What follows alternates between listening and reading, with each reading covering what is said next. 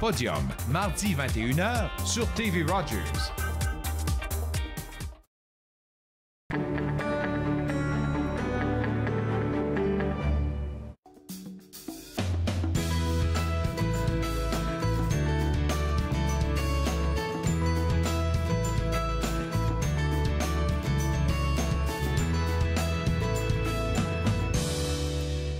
Bonjour et bienvenue à Entre nous, exclusivement sur les ondes de TV Rogers. Je suis Claude-Andrea Bonny et je me ferai le plaisir de passer la prochaine heure avec vous.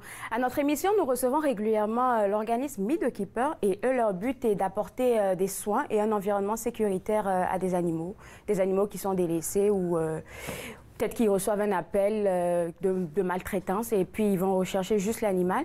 Et puis eux, à leur côté, ils font plein d'œuvres magnifique pour les animaux et ils ont besoin de votre soutien. Donc, si vous aimez les animaux et que vous voulez apporter un soutien à cet organisme de quelconque manière que ce soit, surtout que c'est les fêtes, c'est le moment de partager. Je vous invite à aller visiter le www.meetthekeeper.com ou même de visiter leur page Facebook. Donc, vous allez sur la barre recherche de Facebook, vous tapez juste Meet the Keeper et puis vous allez avoir accès à tout ce qu'ils font là-bas. En parlant de tout ce qu'ils font là-bas, il y a des chatons qui attendent une famille. Donc, si vous voulez offrir une belle famille ou apporter un peu de chaleur dans votre famille, de faire une œuvre vraiment magnifique, je vous invite à aller sur le site web ou même de visiter le Facebook pour voir quels sont les animaux peut-être qui sont en voie d'être adoptés.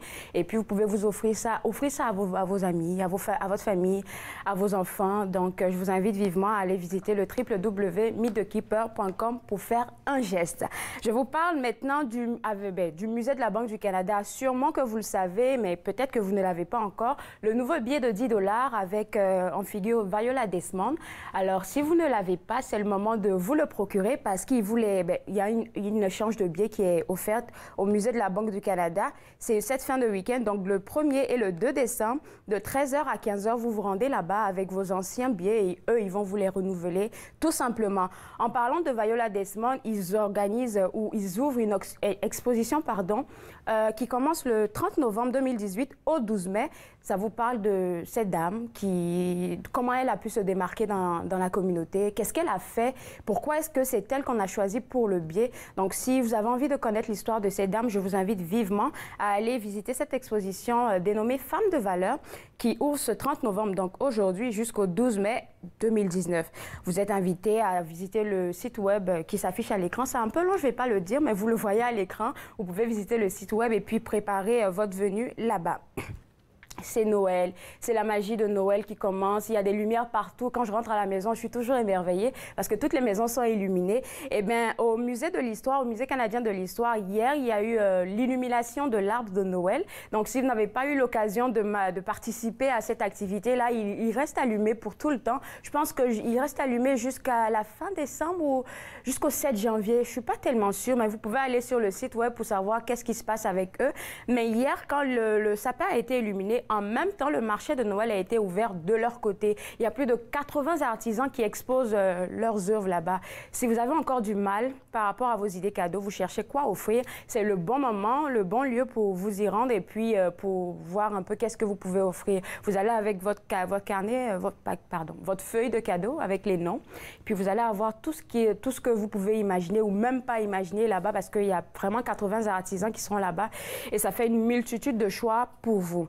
En parlant d'artisans, on a reçu ici il y a 2 semaines l'atelier Falbala. Alors, c'est une dame qui fait des bijoux ou des accessoires avec des objets recyclés, surtout en caoutchouc, je crois. Et c'est vraiment très beau. J'ai reçu de sa part un très beau collier que je vous montrerai un jour. Alors, si vous êtes friand de tout ce qui est recyclé, vous allez visiter l'atelier Falbala, qui sera aussi présenté au Musée canadien de l'Histoire. Elle offre des affaires pour les femmes, pour les hommes. Donc, il y a un peu de tout pour tout le monde. Vous pouvez aller aussi la visiter. Je vous parle aussi du Centre national des arts qui, eux aussi, sont entrés dans la magie de Noël depuis hier. Depuis hier ou avant-hier, parce que ça a commencé le 28 novembre. Donc, le 28 novembre, du 28 novembre, au 2 décembre, il y a le spectacle Casse-Noisette qui vous est présenté de leur côté. Ensuite, du 5 au 23 décembre, la comédie musicale de Hockey Sweater vous est présentée aussi, donc pour pouvoir programmer votre venue là-bas au Centre national des arts, je vous invite à visiter le site web et à vous procurer vos tickets. Du 6 au 8 décembre, les amoureux de jazz seront servis. Un concert avec le légendaire Byron Stripping sera présenté là-bas.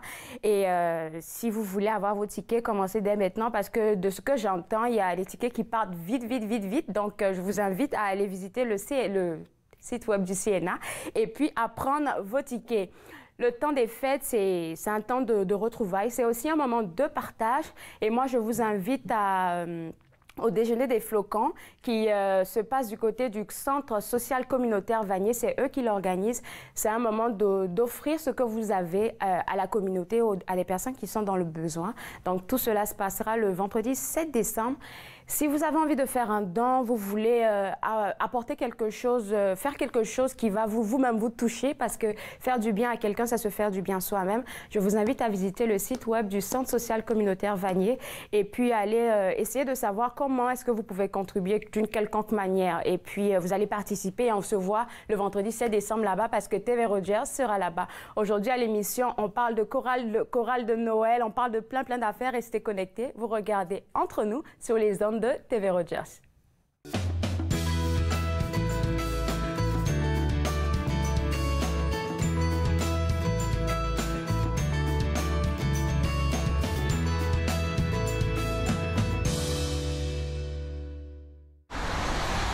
Êtes-vous du genre à continuer ou à arrêter? Difficile de s'arrêter quand on est dépendant. La légalisation du cannabis n'arrête pas la dépendance. Elle banalise sa consommation. Soyons vigilants face aux impacts. Vous avez besoin d'aide? Visitez portage.ca. Bonjour, mon nom c'est Amélie et je suis bénévole chez TV Rogers. Pour moi, mon expérience a commencé en tant que bénévole parce que j'étais intéressée à en découvrir un peu plus. Il y a vraiment une ère de famille à Rogers qui ajoute beaucoup à l'expérience. C'est une porte qui s'ouvre, qui en ouvre plusieurs autres et qu'on aime ou qu'on n'aime pas ça, on va en retirer quelque chose.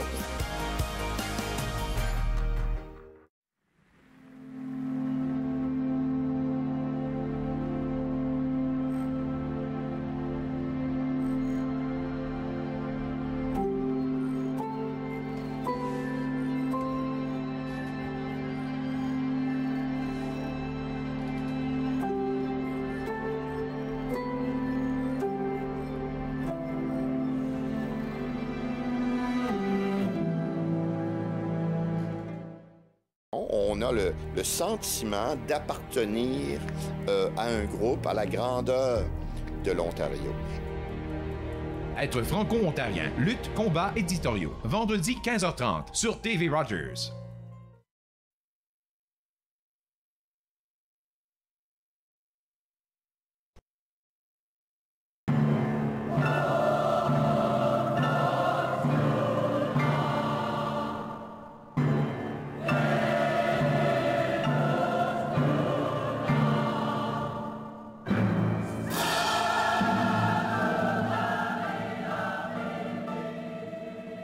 De retour à Entre nous, exclusivement sur les ondes de TV Rogers. Vous avez entendu la belle musique.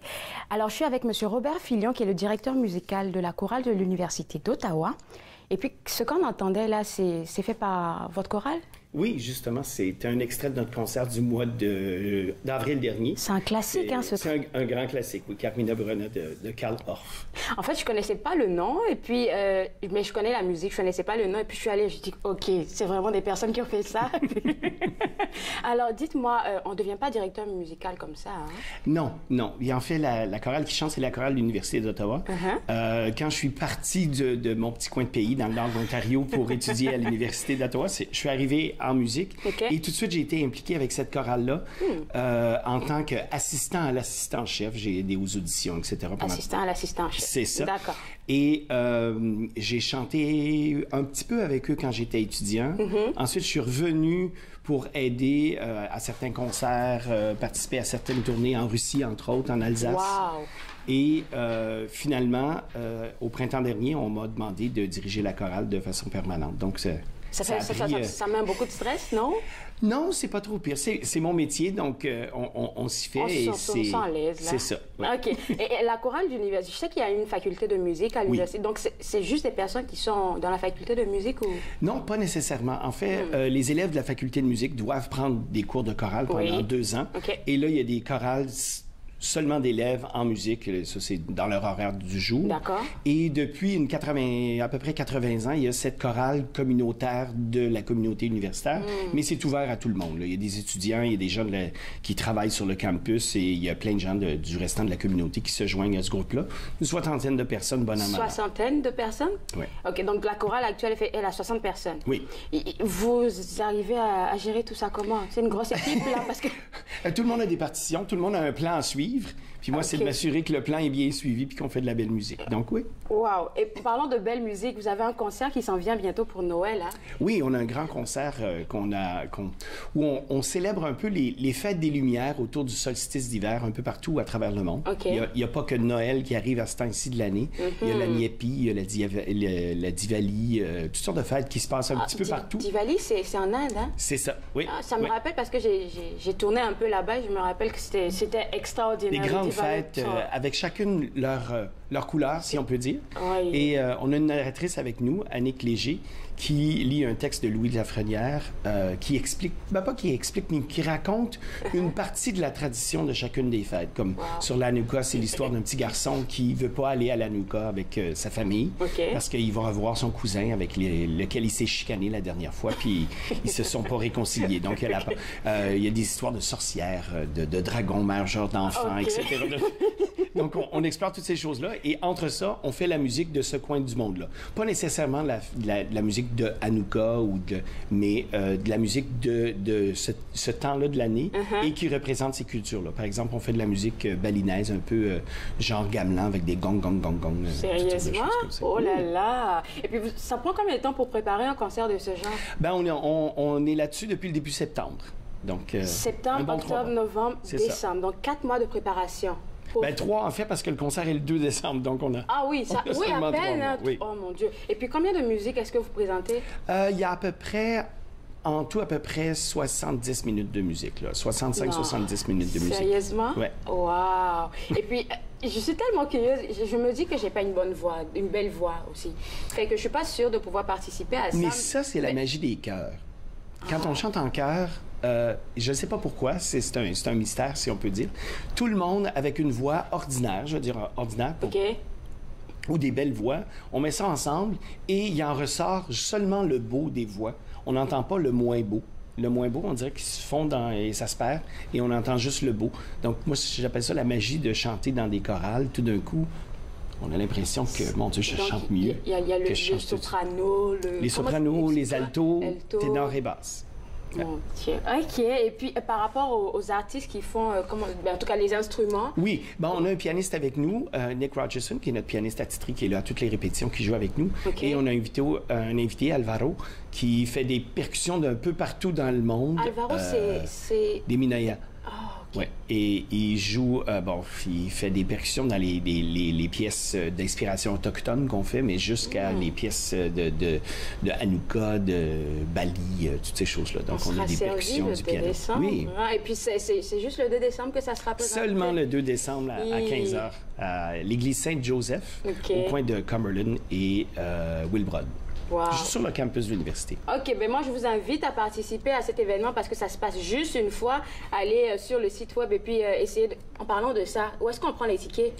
Sur le site web, il y a un lien pour aller directement, c'est pas difficile parce que... Ou au pire, à la porte, il y a toujours des billets à vendre. D'accord.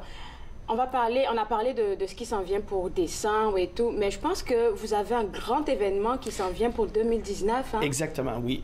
La chorale de l'Université d'Ottawa, en fait, c'est la première chorale qu'il y a eu à l'Université d'Ottawa. C'est un peu de là qu'est sorti les idées d'avoir une faculté de musique. Et il y a 50 ans, à partir de l'année prochaine, 2019, ça va faire 50 ans, on célèbre les 50 ans, et là, on réunit toutes les chorales de l'université, donc les 2 chorales d'étudiants, la chorale plus communautaire, si on veut. Avec l'orchestre d'étudiants de l'école, et on présente le Lobgesang de Mendelssohn le 21 mars. C'est quoi ça, le C'est une grande œuvre pour chœur, orchestre et soliste.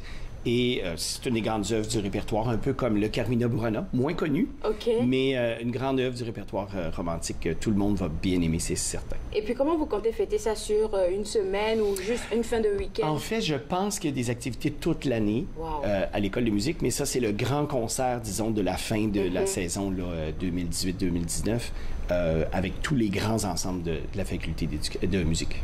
D'accord. Ben moi, merci beaucoup. Peut-être que je serai là-bas.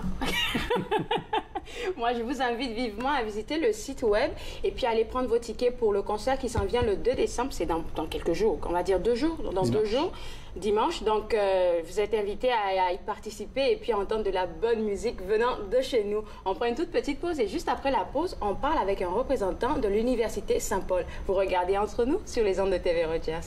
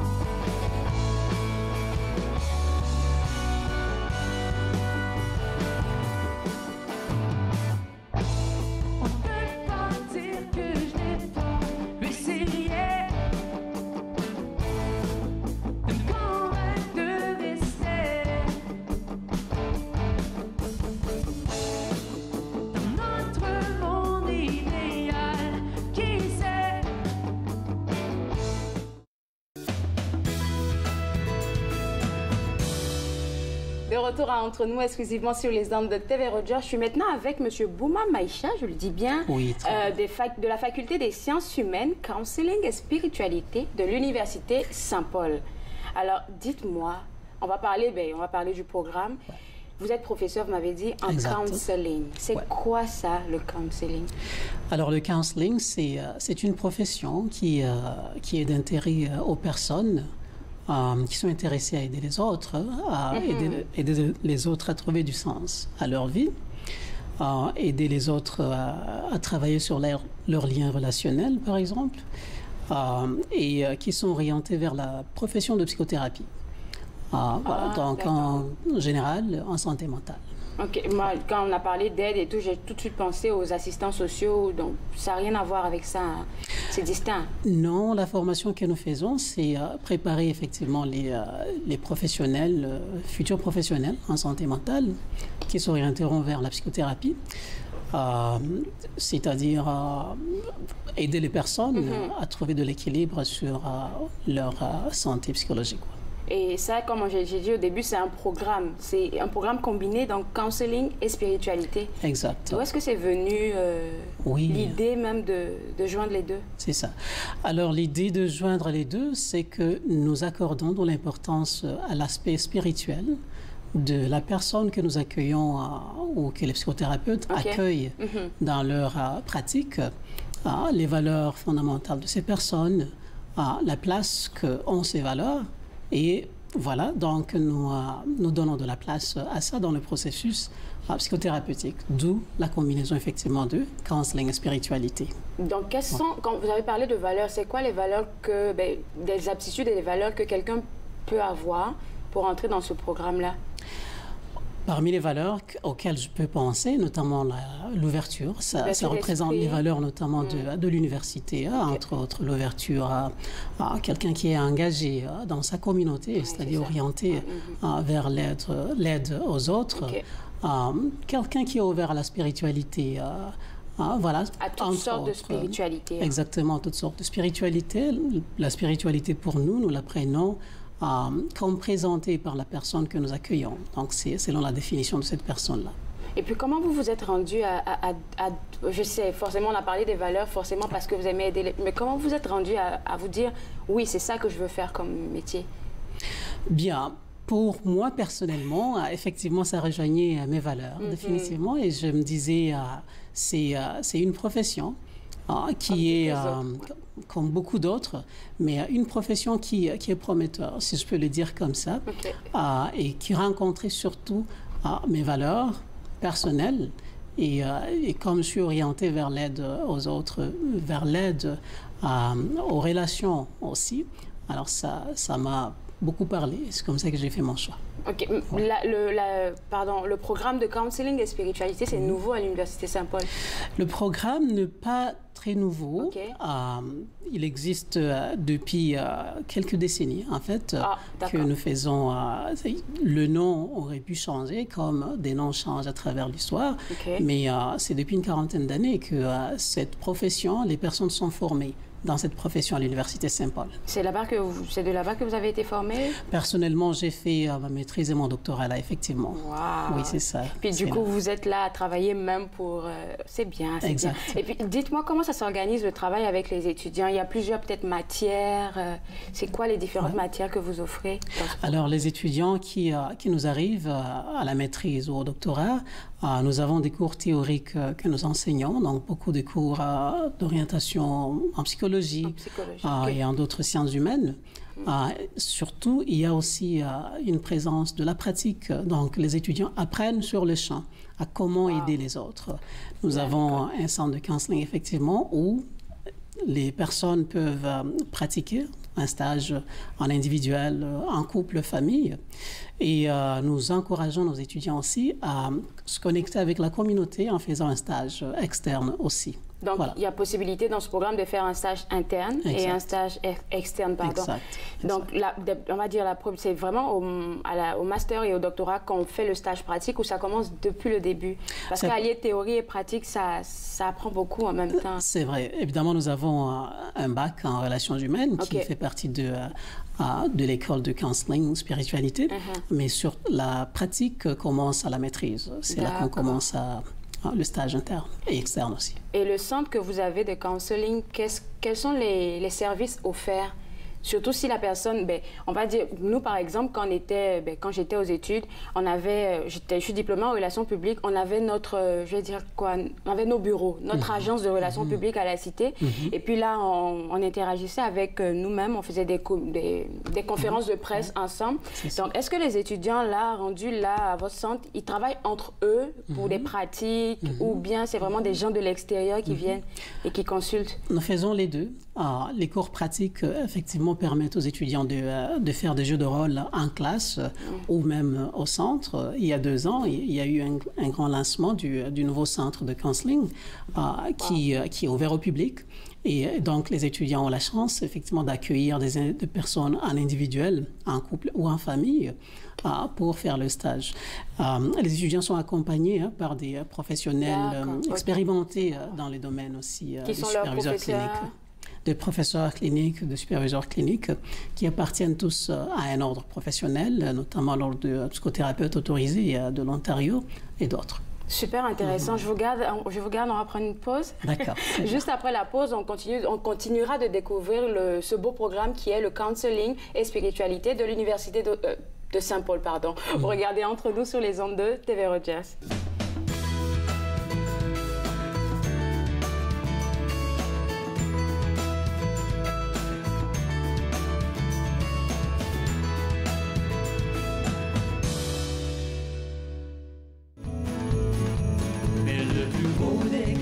C'est de te voir sourire, de pouvoir partager ensemble tous nos désirs. Être ici avec toi, le plus beau des cadeaux, de pouvoir partager cet amour. Au centre d'achat, les décors sont si beaux, les gens se saluent sous le grand chapiteau. Et partout en ville, on s'apprête à Noël.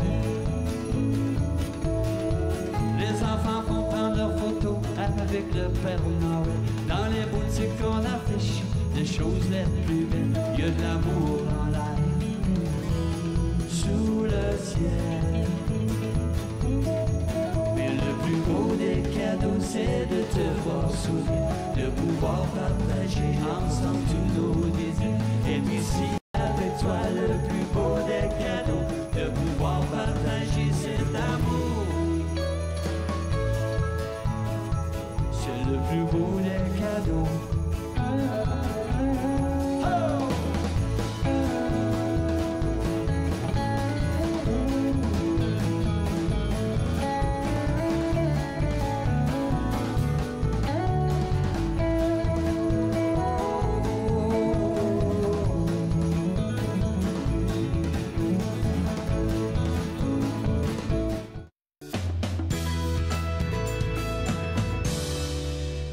De retour à Entre nous, exclusivement sur les ondes de TV Rogers. Je parle toujours avec M. Bouma Maïcha de l'Université Saint-Paul. Puis avec vous, on parle du programme Counseling et Spiritualité. Je vais juste demander, vous êtes professeur dans ce programme, combien d'étudiants est-ce que vous avez qui sont intéressés par le programme?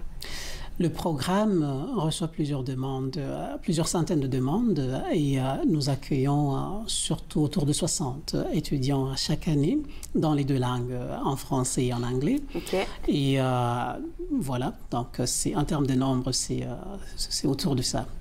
Wow. Les étudiants. Et puis, parce que moi, par exemple, je vais toujours prendre mon exemple. Quand on est rentré la première année en relations publiques, on était nombreux. Mais au fur et à mesure, on a commencé à se rétrécir. Je pense qu'on était seulement une vingtaine à graduer à la fin. Est-ce que ça se passe pareil chez vous?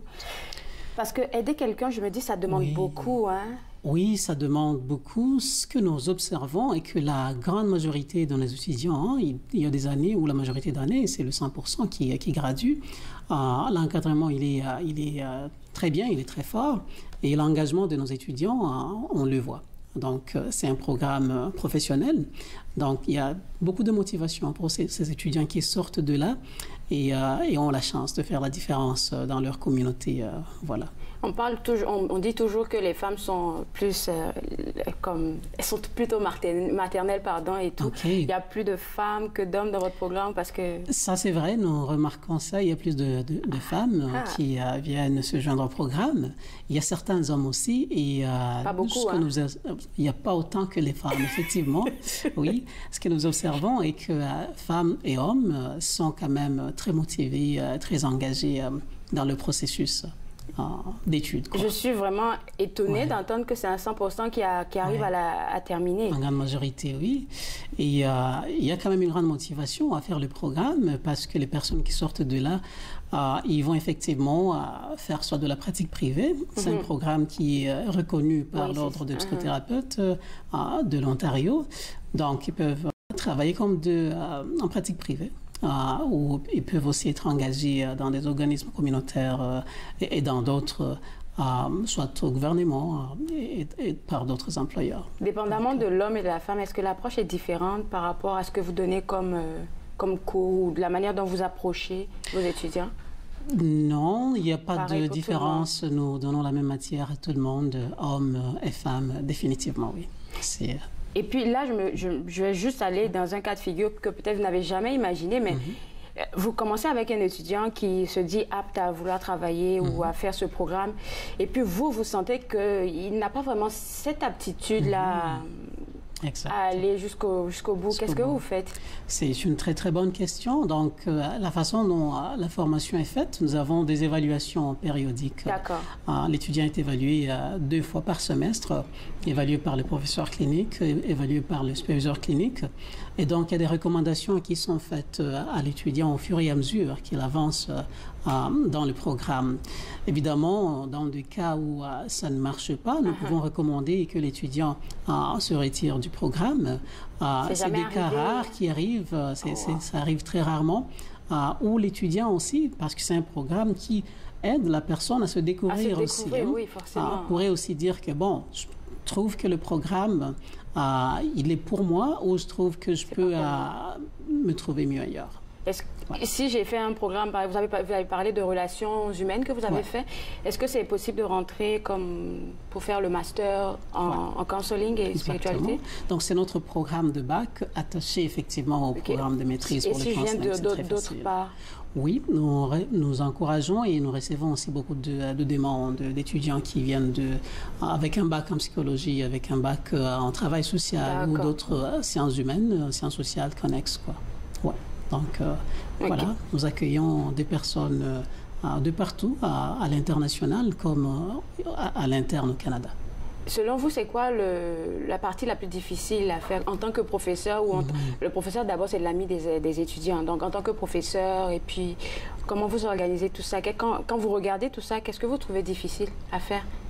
En tant que professeur, ce que je trouve très difficile, c'est un programme intense, il faut se le dire, parce qu'on veut s'assurer que les personnes Vous avez dit un bon point, se découvrir même, comment ça se passe? Exactement, conforme pour aller prendre soin des autres, on veut s'assurer qu'ils sont bien formés.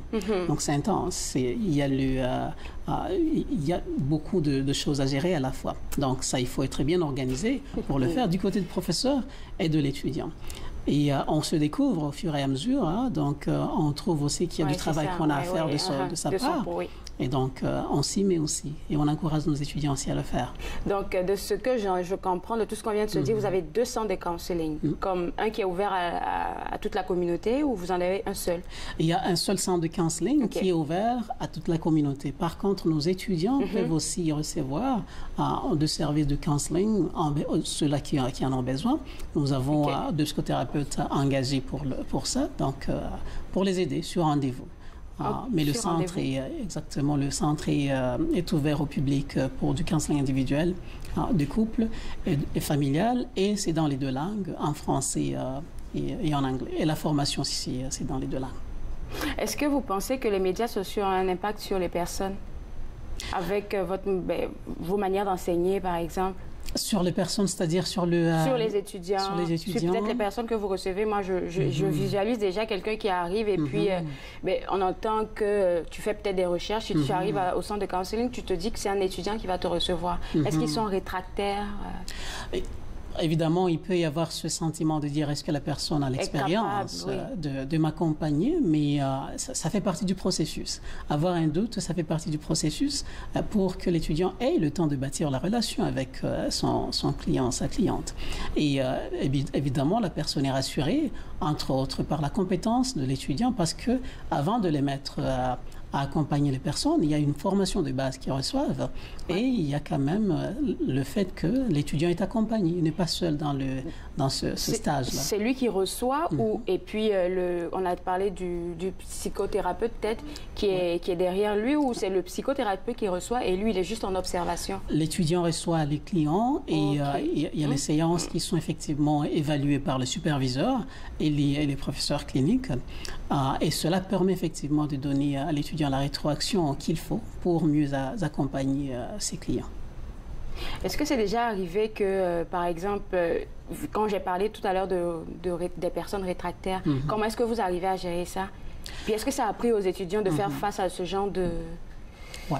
Je dois dire que je suis moi-même en pratique privée et ce que j'entends chez mes collègues, même parmi les psychothérapeutes expérimentés, il y a toujours ce doute légitime. C'est pas facile de se livrer à quelqu'un qu'on ne connaît pas. C'est justifié, mais ça fait partie du travail effectivement de construire ce lien.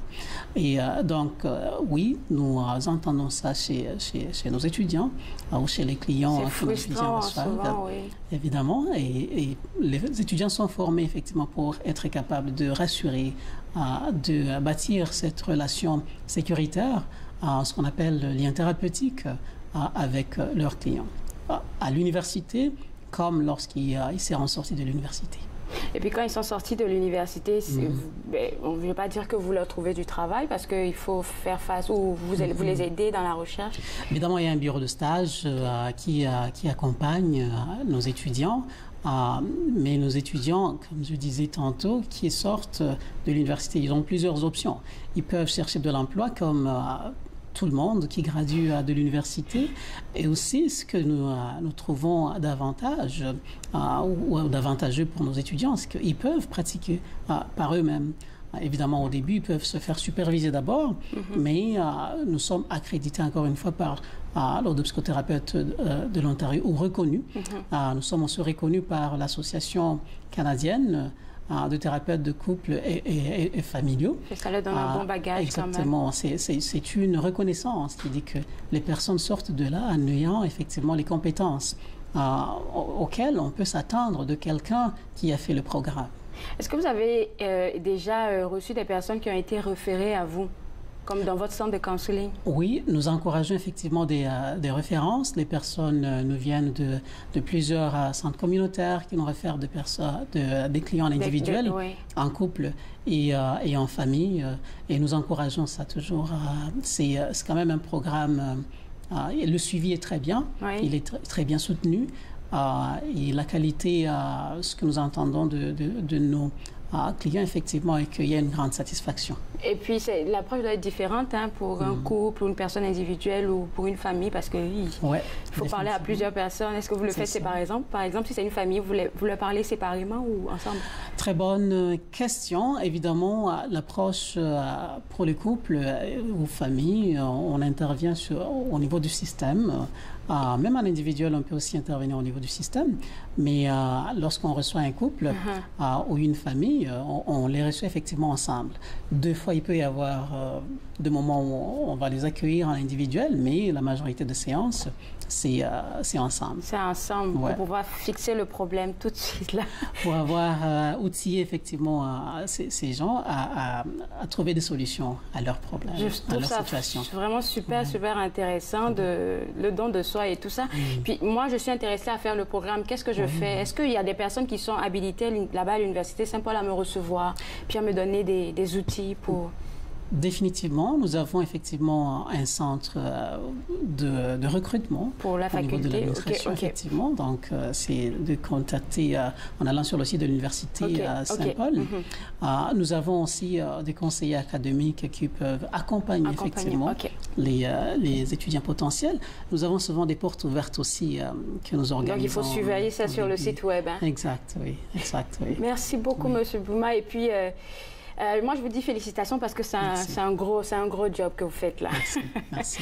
Alors, si vous êtes intéressé par le programme Counseling et Spiritualité, je vous invite vivement à visiter le site web et puis à aller vous renseigner parce que je trouve ça super intéressant. Je suis sûre que vous aussi. Alors, on prend une toute petite pause et juste après la pause, on va parler de l'autocompassion. Ça a rapport avec ce dont on vient de parler tout à l'heure. Alors, restez avec moi, vous regardez Entre nous sur les ondes de TV Rogers.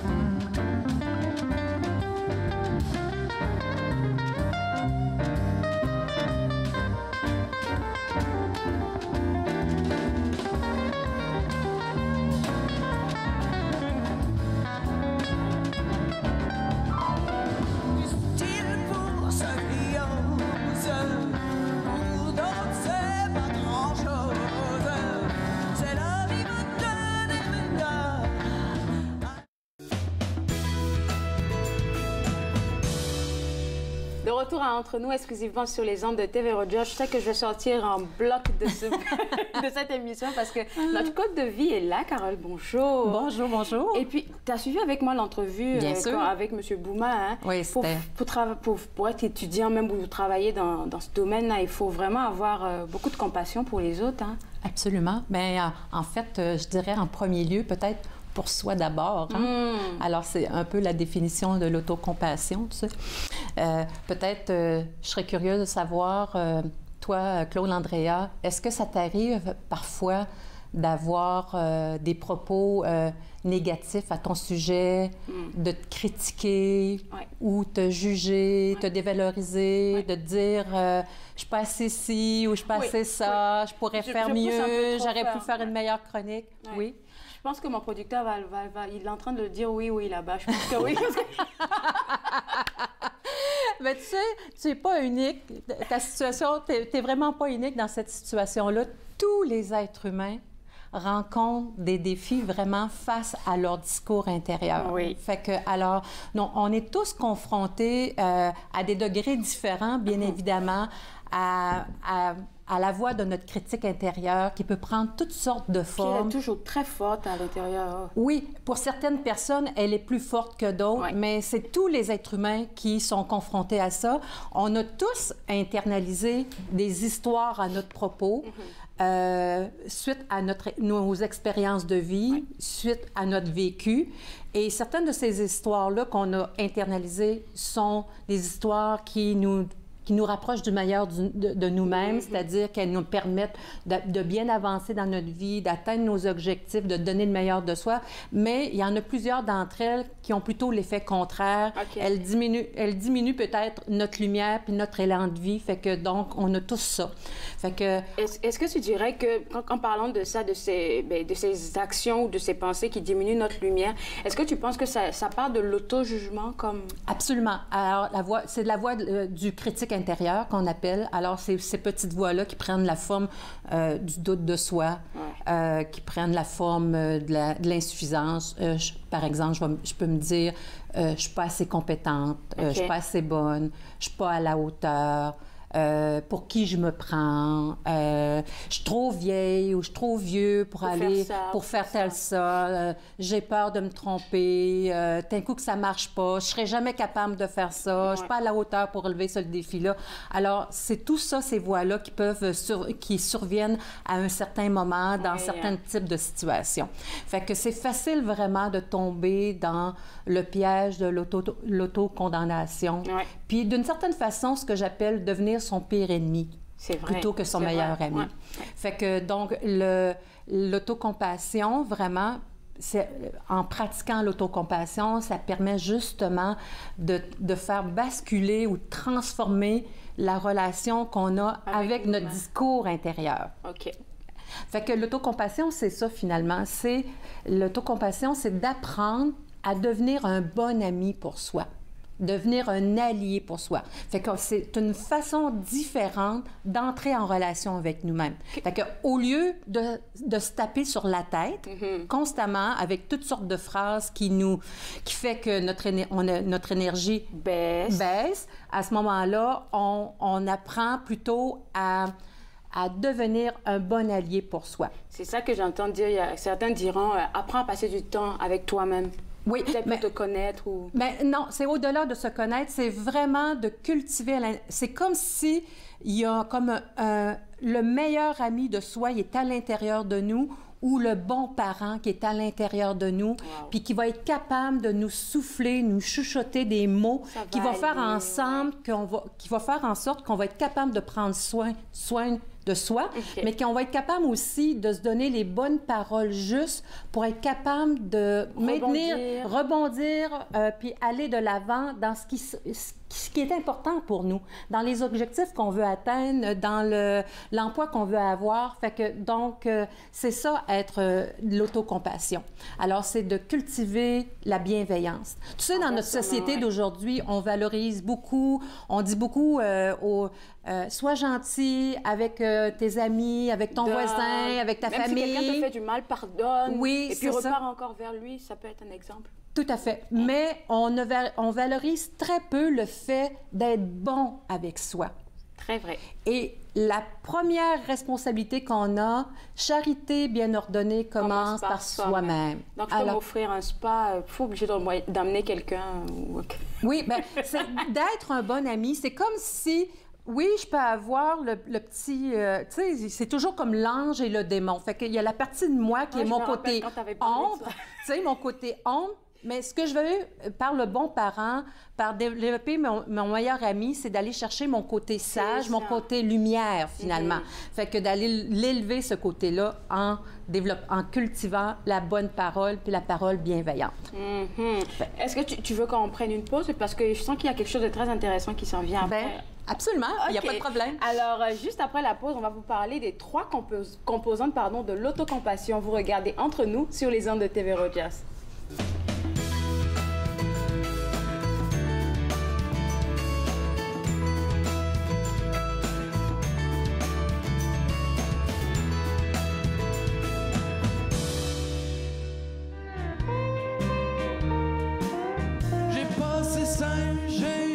J'ai passé Sainte-Agathe, il y avait des bernaches dans le ciel d'automne. Faisait pas beau dehors, faisait pas beau dedans.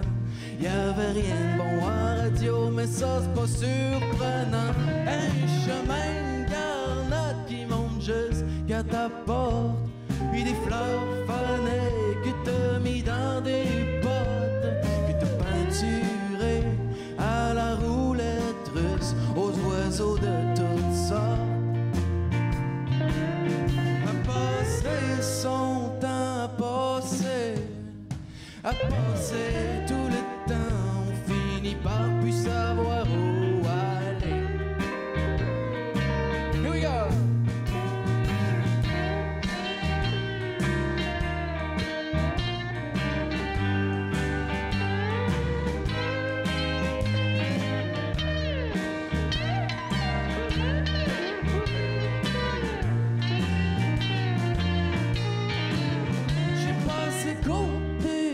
J'ai passé Saint-Rémy, je me suis traîné jusqu'au tract de Saint-Henri. J'ai tiré du slingshot dans des canettes vides, dans les vides de char.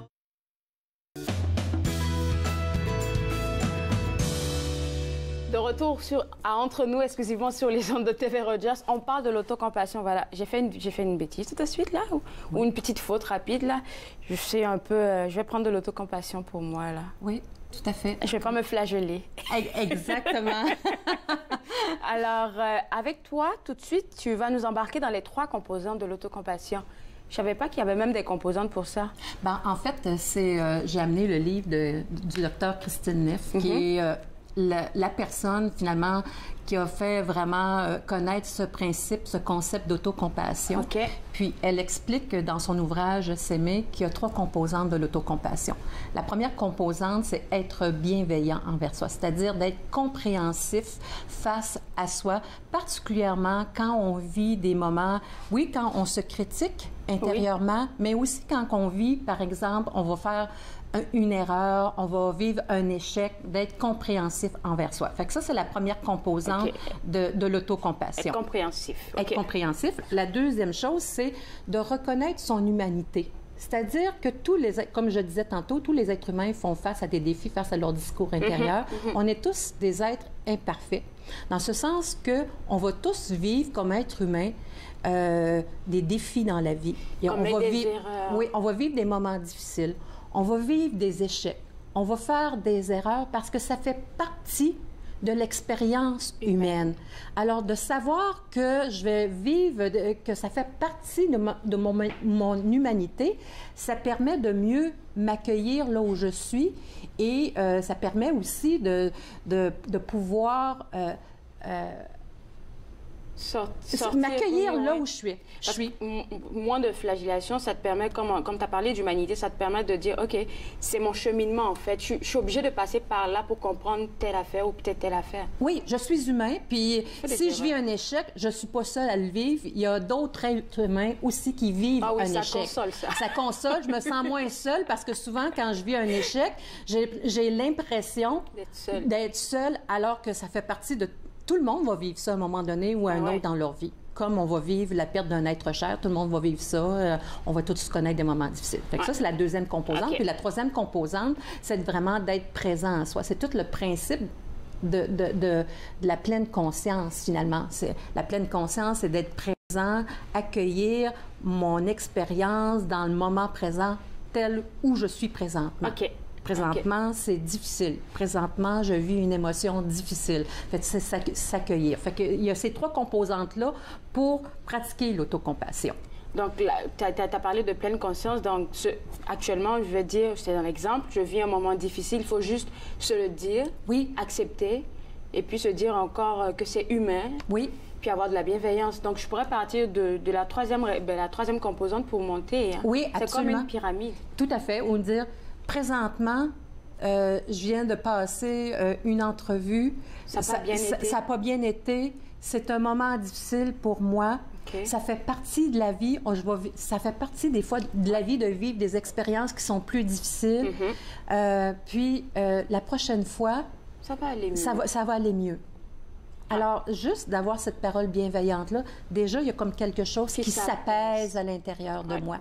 Au lieu de commencer à se taper sur la tête, j'aurais pu faire mieux, puis comment ça que j'ai pas fait mieux, puis j'ai manqué cette question-là, puis là... Ou bien faire dur, parce qu'il y a certaines personnes... J'ai quelqu'un que je connais qui, au lieu de passer comme au travers de ce qui se passe actuellement, on se rend encore plus fort, en fait, alors qu'il y a quelque chose qui enfui au-dedans de toi. Oui, tout à fait. Tu n'extériorises pas. Oui, tu sais, dans l'univers du développement personnel, on préconise beaucoup la pensée positive. Hein? Fait qu'on va, par exemple, dire, si je me crois pas suffisante, puis je me dis, par exemple, je suis pas assez bonne, ben dans la pensée positive, on va dire, ben dis-toi le contraire. Dis-toi que tu es bonne, que tu es parfaite. Mais tu sais, quoique c'est utile de se dire que je suis bonne plutôt que je suis pas bonne parce que c'est une pensée positive, à quelque part, l'effet que ça peut avoir, ça peut créer le même mal-être que se dire une pensée négative parce que il y a quelque chose à l'intérieur de nous qui adhère pas à ça. Ce qui fait que ça crée une certaine forme de souffrance ou de violence à l'intérieur de soi. Alors que la parole bienveillante, c'est l'entre-deux, c'est pas la pensée négative, c'est pas la pensée positive, c'est la pensée... C'est la pensée de toi. C'est la parole juste. C'est la parole juste, c'est les mots justes qui vont venir, qu'il y a quelque chose qui va faire en sorte que intérieurement, ça va m'apaiser. Que intérieurement, il y a quelque chose avec lequel je vais me diffusionner au niveau de ma pensée. Alors, si je me dis, par exemple, je suis pas assez bonne, je respire parce que la respiration, c'est une façon de se ramener dans le moment présent, dans la pleine conscience et du moment présent. Je prends conscience que je suis en train de me dire que je ne suis pas assez bonne. Et là, dans la parole bienveillante, je peux me dire, Carole, ça ne sert à rien de te taper sur la tête et te dire que tu n'es pas assez bonne. Ça aide en rien. Fais juste de ton mieux. Ouais, tu sais, je suis pas en train de me dire je suis assez bonne. Parce que ça marche pas ici intérieurement. Mais il y a comme quelque chose que je vais venir me dire qui va être beaucoup plus doux.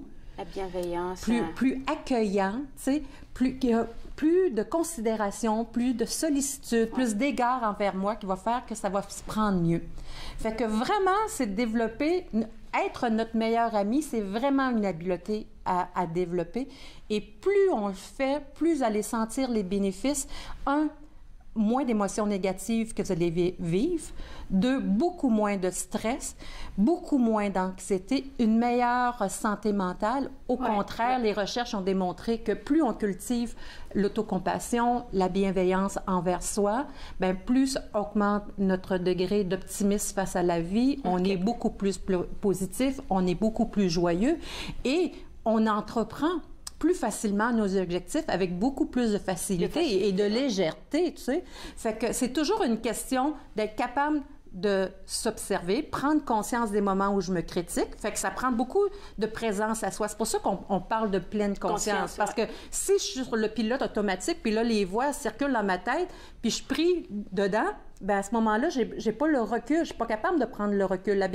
C'est prendre conscience et dire « Ah! » Je suis en train de me dire telle chose à l'intérieur de moi. Fait que déjà, juste le fait de dire « Ah, je suis en train de me dire que je suis pas à la hauteur. Ah, je suis en train de me dire que je serais pas capable de réussir ça. Okay. » Déjà, ça permet de prendre une distance face à ma pensée. Parce que on est le pilote de notre vie. On est capable, c'est pour ça que je parle toujours de développer ce muscle-là, parce que plus on pratique ça, plus on est capable de choisir consciemment qu'est-ce qui va jouer à l'intérieur de nous. De plus en plus. Il nous reste juste 1 minute et puis moi, je vais faire un récap de ce que moi je peux comprendre par ce que tu viens de dire. Oui. C'est-à-dire la pensée positive, elle est bonne, mais il ne faudrait pas se flageller avec ça en fait, parce que c'est vrai ce que tu viens de dire, ça crée toujours quelque chose à l'intérieur de toi. Donc au lieu de partir directement avec la pensée positive, il faut juste partir avec la bienveillance. Oui, exactement, qui est plus aligné à soi. Fait que, parce que si je suis dans la pensée négative, ça me tire vers le bas, puis si je vais dans la pensée positive, bien, ça crée un malaise. Ouais. Alors, la parole bienveillante, sont les paroles justes. Quand vous allez commencer à le pratiquer, ça se peut que quand vous vous dites, ça fait longtemps, par exemple, que vous vous contez l'histoire, que vous n'êtes pas à la hauteur, que vous n'y arriverez pas. Fait que quand ça fait longtemps qu'on se compte cette histoire-là, puis on commence à vouloir se dire une parole bienveillante, habituellement, en tout cas avec ce que j'expérimente avec mes clients, ils sont bouche bée. Ils ne sont pas capables de rien dire. Ils ne le savent pas. On en reparle après la pause? Oui, absolument. Okay. Juste après la pause, on continue de parler de l'autocompassion. Vous regardez Entre nous sur les ondes de TV Rogers.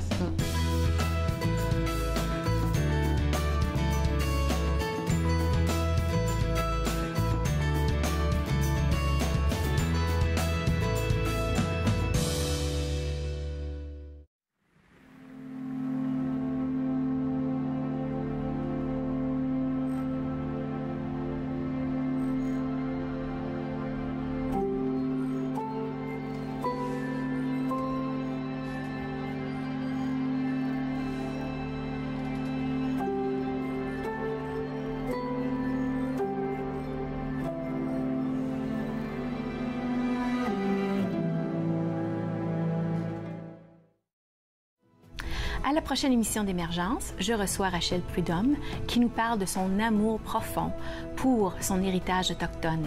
Soyez-y. Émergence, dimanche, 19h30, sur TV Rogers.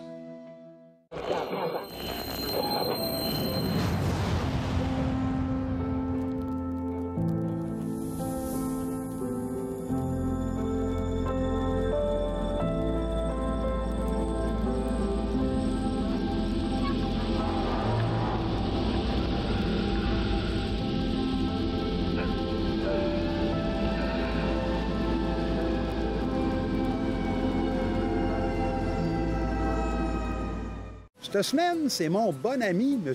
Laurent Glaude, qui vient nous voir. Il va nous parler du job de Sirville.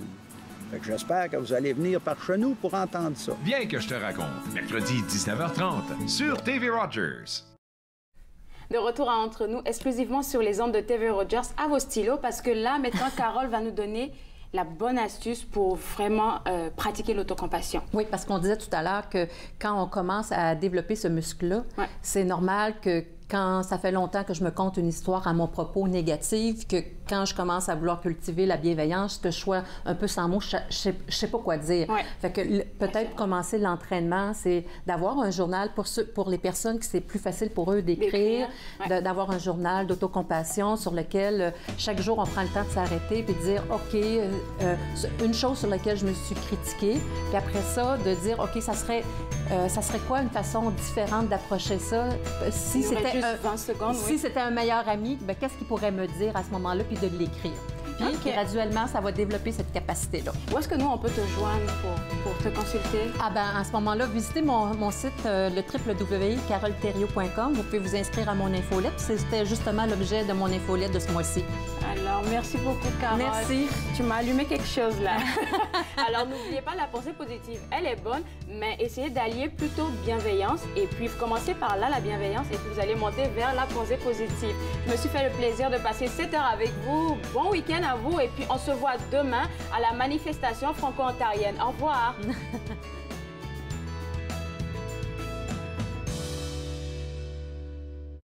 Faites-nous part de vos commentaires en composant le 613-521-2323 par courriel sur Facebook et Twitter.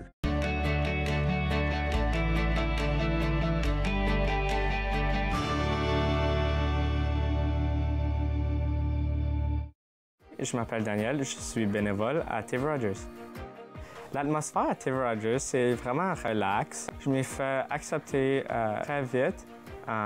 Puis je m'ai fait de nouvelles amies. Qu'est-ce que j'ai aimé à TV Rogers, c'est filmer des jeux de hockey puis m'apprendre des nouvelles façons de travailler.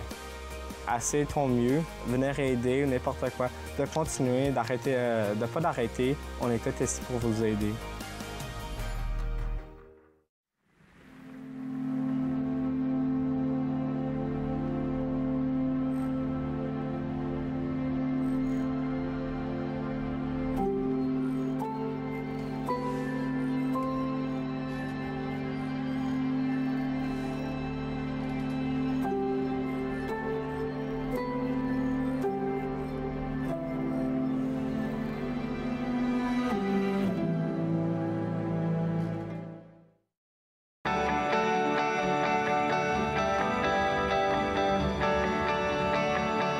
Vous regardez TV Rogers.